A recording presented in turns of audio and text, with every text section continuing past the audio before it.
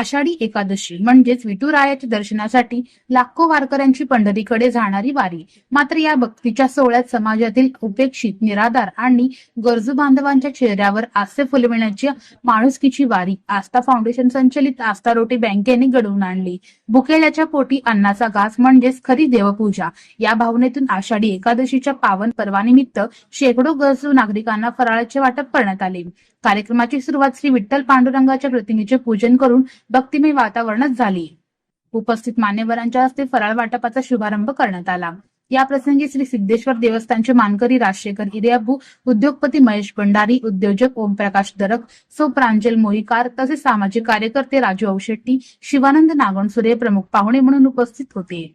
त्यांच्या हस्ते सिव्हिल हॉस्पिटलमधील रुग्ण व त्यांच्या नातेवाईकांना, कुष्ठरोग वसाहतीतील नागरिकांना, झोपडपट्टी परिसरातील निराधार आजी आजोबांना तसेच रस्त्यावर जीवन जगणाऱ्या गरजू व भिक्षुकरी बांधवांना फराळाचे वाटप करण्यात आले.